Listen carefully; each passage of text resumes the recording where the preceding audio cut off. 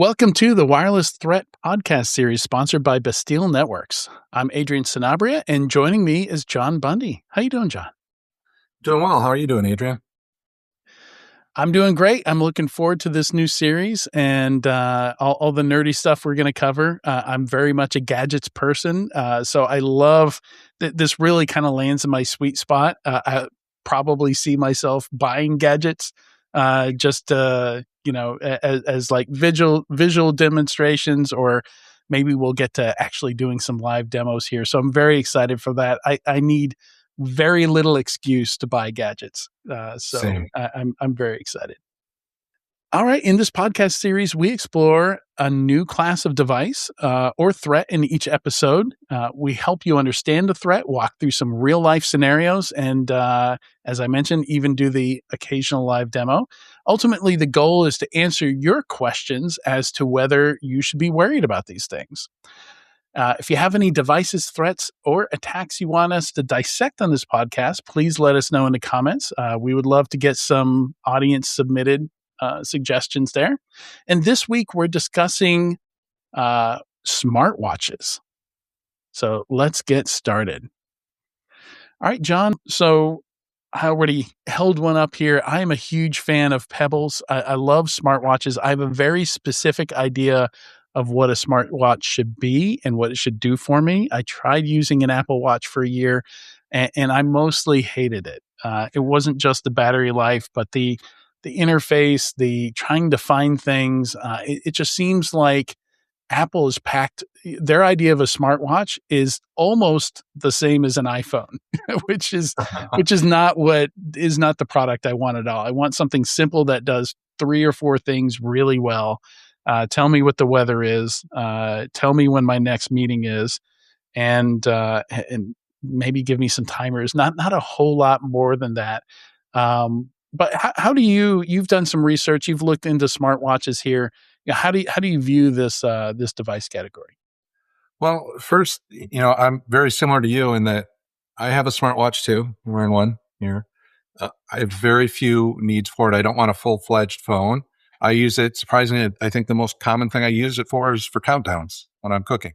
But I really wanted something to help with sleep. And that works really well for that. And like you, I found weather on it. That's kind of nice as well. So very limited use cases.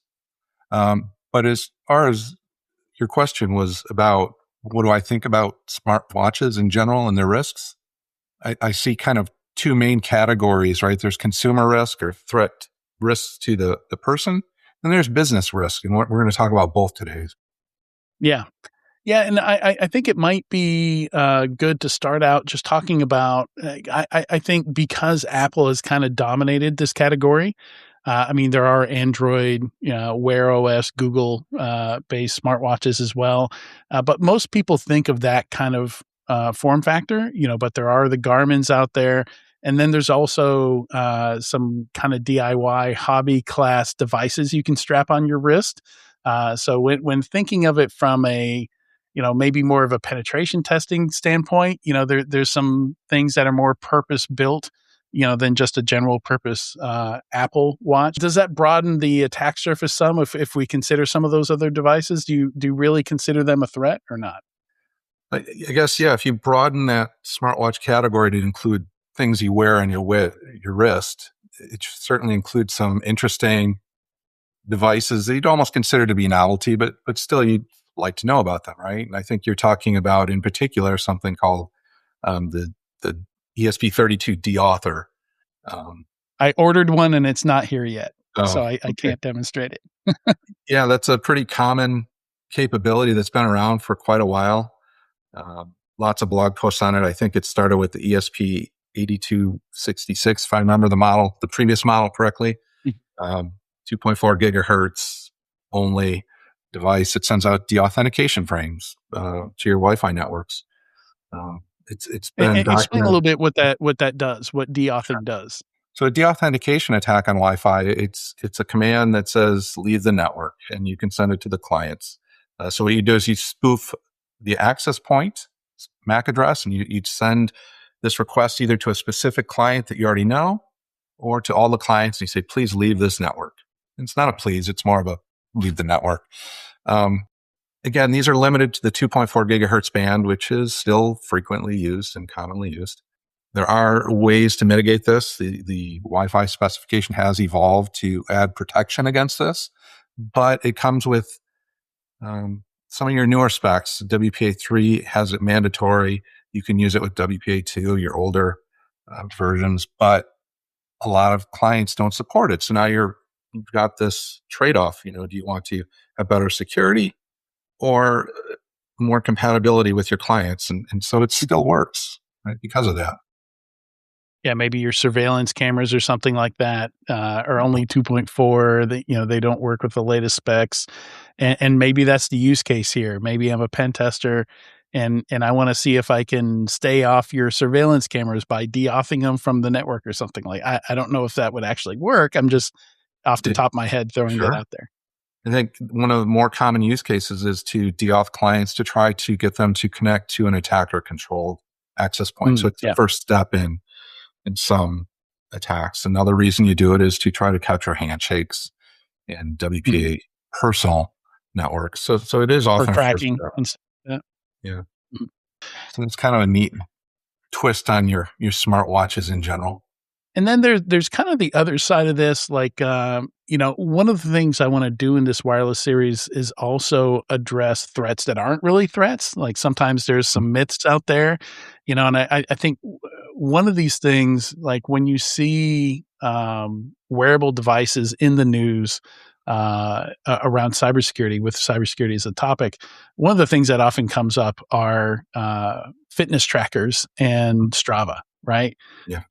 And that's it's not exactly a smartwatch. Like, there's all kinds of fitness devices that, you've got chest straps, you've got things that clip onto your clothing. Not all of them are in the watch form factor. But do you consider that as part of the threat model here, part of the attack surface, or is that more of Yeah. an application? Is Strava more the threat than the fitness tracker there? Yeah. In this case, I guess I would categorize that more as kind of your general cloud based threat, right? So in general, when you have data in the cloud, there's a risk, right? There's always a risk. We hear about data leaks all the time, passwords being stolen, personally identifiable information being stolen from these databases in the cloud. And a smartwatch is just one more vector to get data into the cloud, right? But now the data is maybe a little more important to you. You have to consider your personal risk profile, right? This is this is your health data, your sleep data, your location being sent to the cloud, not only the smartwatch vendor's cloud, but very often, in this case with Strava or other third party, more of a social cloud where you share additional data to a third party in the cloud. And then you publicly make it available because of social Yeah. networks. That's where that leak you're talking about came from, right? And now we know that where the general is because of their Yeah, bodyguards going out for morning runs, right? yeah, that was exactly the case, right? They found these near the military facilities that people were using Strava, and you could tell where their patrols might be, or where their morning run might be, or where the interesting buildings might be.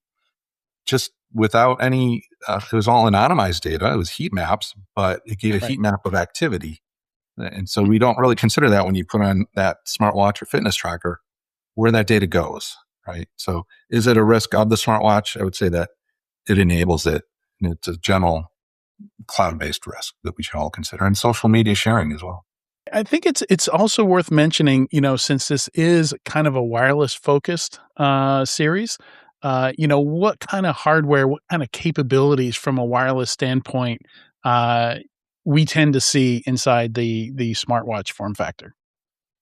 Yeah, so like they're kind of like mini phones or mini computers at this point. They've got a little OS, an operating system, applications, and they have various ways to communicate. And usually, you don't use an Ethernet cable in them, but you can have Wi-Fi, perhaps cellular, and a SIM card, um, Bluetooth, and possibly NFC, near field communication, for payments and other activities.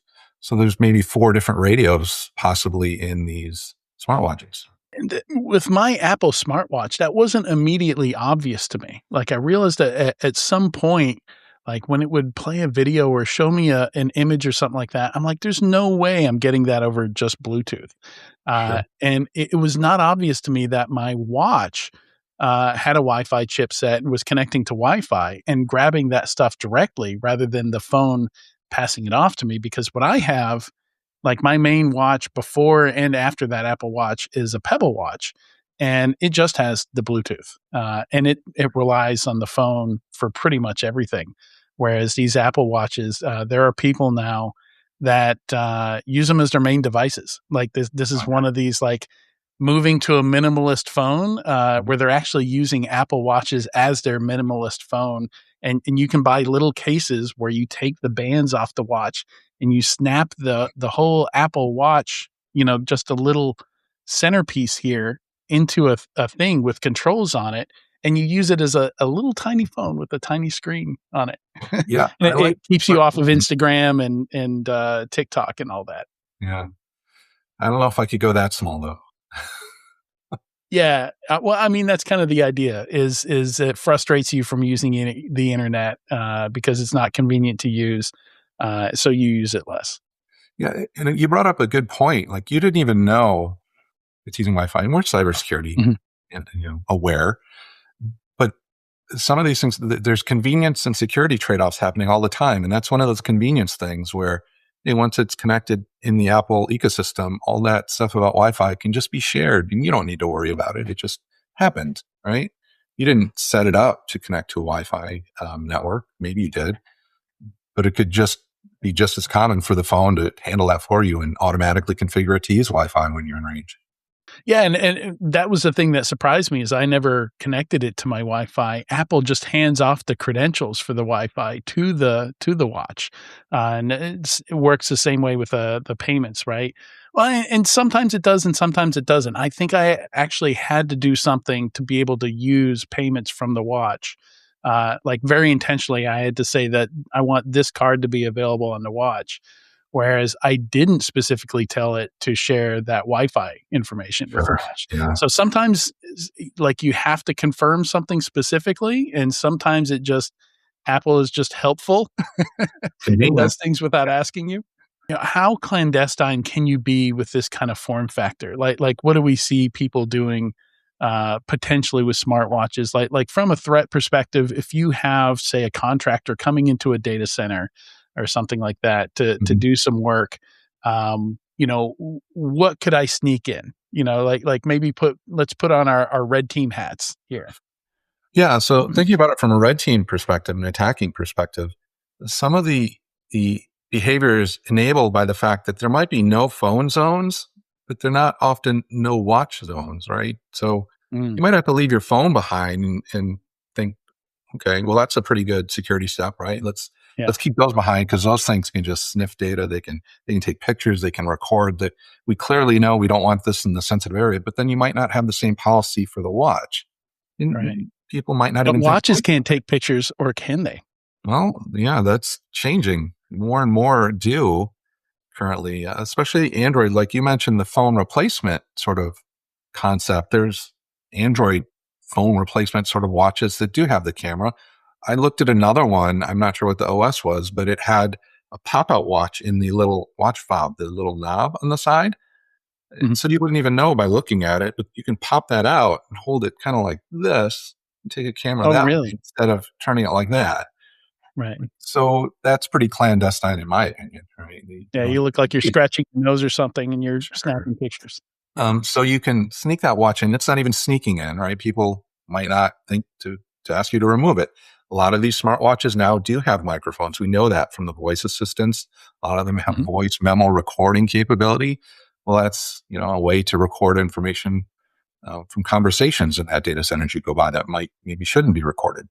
Um, we just talked about some of them have cameras. There's a way to just kind of take a picture. Um, so those are the sorts of things they could do from a malicious insider contractor side. Another one that's coming up that I see, and I've used this concept in the past, is Bluetooth file transfer. Once you have access to a phone, let's say as a malicious insider, you have access to your computer. You can maybe that computer's secured, right? It doesn't allow USB file transfers and all that. Well, they might not have secured Bluetooth on it. You can do a Bluetooth file transfer to your watch. You can do it just as easily to your phone. But again, if this is a no phone zone, but you have your watch in there, there's another potential vector for exfiltration. Some of these cheaper devices, or sometimes there are knockoffs. This was something I found when I traveled to the Middle East years ago.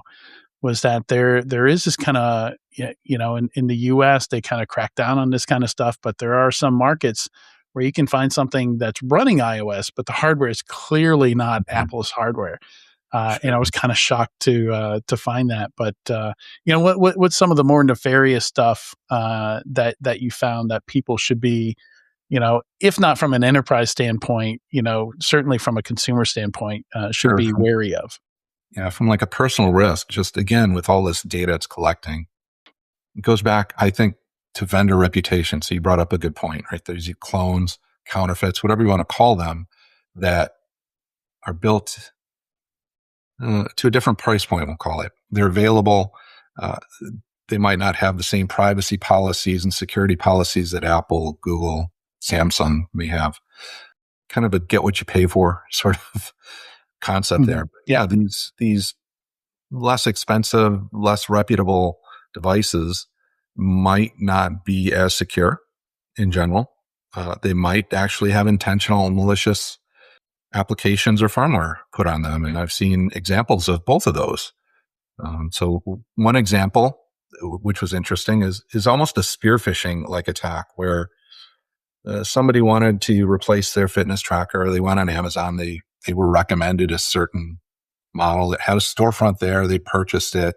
Well, what this person didn't know is that an ex-colleague that had a bone to grind with him was running that storefront and Oh, and was wow. able to deliver some white label fitness tracker, right, that they controlled. So now it's like a supply chain attack with some spear phishing. So it's a pretty complex attack chain, but I think the concept is, hey, if you don't know who's providing that, right, maybe you shouldn't trust it. In this case, again, there's some malicious firmware applications on there that would see two-factor authentications come via SMS and share it back out. And this ex-colleague was able to use that to log into a system he shouldn't have been able to log into. So that's one example of some cheap devices, maybe not from a reputable vendor, right? Mhm. In combination with a spear phishing attack where it was very very targeted to that individual. But again, the concept is you don't know the supply chain. What do you trust? Yeah. And in this case, maybe it's Yeah, vendor reputation. exactly. Yeah, and it's so common now to, especially if you're buying stuff off of Amazon, to find vendors you've never heard of, creating different devices. And for me, one of the biggest red flag phrases is, "I got a great deal on this. Look at the great deal that I got on it." Yeah, Like, that always raises an eyebrow for me. So, yeah, if you hear your spouse or your, parents or kids saying something like that, maybe check into it a little yeah. bit. There's some really shady stuff out there. I will say that there are places that review those privacy agreements. It's probably worth looking Mhm. into that. I think Mozilla.org. Mozilla's one, right? They review those. That's a very nice thing to look at. Like if you're and I did this for Christmas. I was going to get a smartwatch for my wife, and I was concerned about data collection. And I looked through. Mhm. And eventually, I settled on Garmin as the least bad, right, of all of them as far as what they collect and what their privacy policy was. And I explained to my wife what the pros and cons were of sharing that data. From a personal risk standpoint. I I personally don't like putting anything in the cloud, so I have mine strictly as an offline watch. Right? It doesn't send anything anywhere but to my phone. With her, I explained the same things. I said, look, you can have the same sort of experience, but I'll tell you, it is a little more difficult. Right? It's harder to get the weather. It's harder to look at your statistics or whatever. Or you can use their app and realize that they are going to put stuff in the cloud and they say they're going to protect it. And here's what they say they're going to do, and to make your decision based on that. So it's really a personal choice on that. Yeah, it just occurred to me, it might be fun for some of these, episodes to go back and watch some James Bond, some of these movies, and see like from 20 years ago, like how much of this is actually possible in these form factors now. You know, these things where Q is giving James Bond some kind of gadgets that can do crazy things. Um, you know, I think some of that it might be fun to do that. Fun to see how much technology is caught up with the Yeah, imagination in spy movies. absolutely. Anything else that you've researched here that we haven't touched on yet before we get to, I was gonna try out giving each of these, threats, each of these devices a score. Yeah, there's some other things. So again, as you mentioned, I was researching what watches are out there, what their capabilities are. That's how we discovered, they've got 4 radios, some have microphones, Mhm, some have cameras. They almost always have Bluetooth. Some can do file exchanges, some can't. And here's how confusing it is. I was trying to figure out if my watch had a microphone. I didn't mhm. know. And I looked and it said, yeah. I'm like, what? And they checked. It's like, oh, there was a model update that enabled it. And I don't. So I'm like, okay, great. Oh, okay. I'm So you physically don't have the hardware or it's yes. not Well, enabled? Okay. physically don't have it according. There's no. You should look for a pinhole for the microphone. And I did a double check. My Yeah. watch doesn't have The storage. these pebbles do. If you can see, Yep, right there it right is. there, That's a there is a perfect microphone. example. Yeah. And I actually have a Claude app on my Pebble, my very, very basic Pebble, where I can speak a prompt and it'll send it off to Claude and I'll get the result from Claude. You'll get a So it makes it result. Yeah. feel a lot more premium and modern than it actually is. But it does have that microphone on there. Yeah. So, like I said, it's hard to tell sometimes the capabilities. So you really should do your research. But given those capabilities, we talked about some exfiltration. Another example of kind of a terrifying, I don't know if it's really supply chain, but there's a child's watch called an Explora something or another. There's still the brand's around. It still sells children's watches, and it has a camera, as a lot of these children's watches tend to do, so that parents can check in and they can do a video call. You've got a SIM, it's cellular connected. They can take selfies with it. Pretty cool. Hard to do exfiltration with a big purple watch with an obvious camera. I wouldn't. Mhm. Maybe you could get away with it, but in this case, it was around 2020. The manufacturer had something in the firmware that allowed SMS commands to be sent to a watch, and the watch would respond back without any prompting or indication that it responded back. And some of the actions that these researchers found were, I don't know, kind of terrifying as a parent. The names in the code were very sus, as the kids say. Yeah. So some of them, they tested the remote snapshot, which would take a picture from the watch and send it to some IP address Remotely. Yeah. automatically. You receive the SMS, take the picture, send it, no questions asked. And this is being worn by a child, right? The other ones included like wiretap and sending location. No Yeah, legitimate reason. wiretap incoming, wiretap by callback. I Yeah, don't because know. it's a kid's device, the idea there is a small market here for, like, purpose-built kid smartphones that Mhm. only do very, very basic things. You can't install apps on them, but you can it's got a few people in there that you can call. You can call your parents, you can call an emergency contact, and that's in a watch form factor also, where you can make calls from it. Like, these Yeah. watches you're describing, I think did have cell radios in them and at least eSIMs, if not physical SIMs. And again, just the fact that it was in there was terrifying. And so again, you don't need to worry about this particular watch. It was 6 years ago. It was patched. It was an honest mistake, we'll call it. They didn't realize that they left in these developer functions. Called it wiretap though. The developers always need to wiretap things when they're testing, I guess. So it was really kind of questionable. The brand, you wouldn't think anything. It's a Norwegian brand. You don't usually think of the Norwegians as something in my personal threat model to watch out for their devices. And they're still selling Right. it. But if we're talking about Explorer, it was like white labeled Chinese Yes, hardware though, right? that's And that's the where the risk. maker of the hardware, and this was odd because Kihu 360, I've only associated with antivirus software. They make any malware software. Apparently, they started making smartphones back in 2012, and I'm not in a market where they sell them, so I'm completely unaware of this. I'm catching up, and apparently, yeah, they make a watch for kids as well. So the Well, company putting yeah, wiretap or calling functions wiretap in their code is a cybersecurity company, but out of China. yeah, it's just so bizarre. And I guess the point is, it's the vendor again, right? You don't know that supply chain. You really have to look at their reputation, their history. How quickly do they patch or acknowledge security issues? What's their track record for that? This brand is still around. They sell in the US, right? It could happen. It can happen again, I guess is the point is you choose a brand, you have to trust that they're Mhm. putting in non-malicious firmware. And it's sad that we have to make that leap, but you really have to kind of do your research sometime or accept that risk. I guess Yeah. it's your personal risk. What are you hunting for that great deal? Well, the risk is it might have a persistent backdoor installed by the developer. What's the probability? I don't know, but it has happened before. It'll happen again. It's just that's the way it works now, I think. Let's try and give a threat score here. Out of 10, I would give this a 3 out of 10. Like, it's not something I would ordinarily worry about all that much. I think there are some niche cases, like if you have like you mentioned, a no phone zone.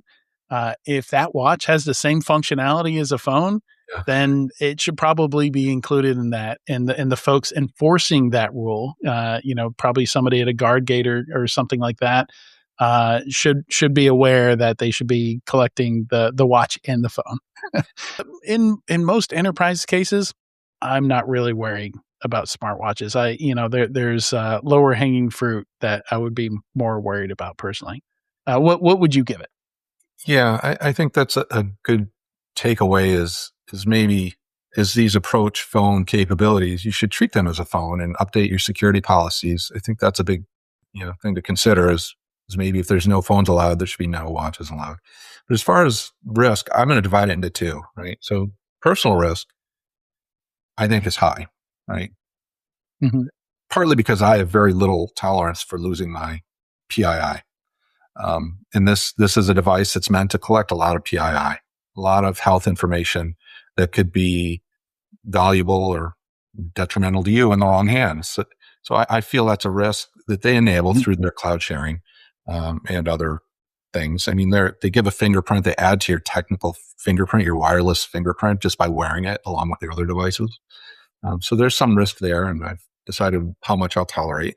So I think it's a little higher on the personal side for me than a 3, maybe a 5 or a 6. But on the business Okay. side, I agree.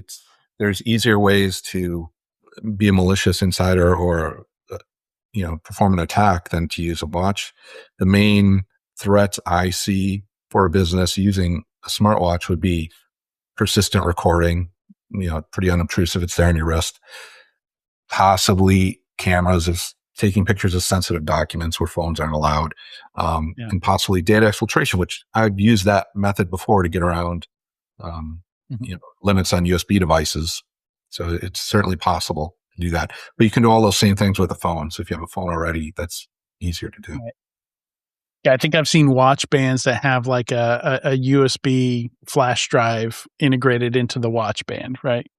Sure, a little pull out like Inspector Gadget or Yeah, yeah, Max Smart. You just pull that little cable out and connect it.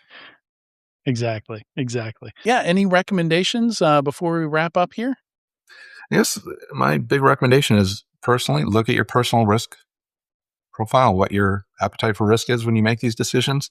Look at the vendors and their reputation and their privacy scores and make sure that aligns with your values. For a business, if you have no phone policies, you should probably add watches to that as well because they have a lot of the same capabilities. Awesome.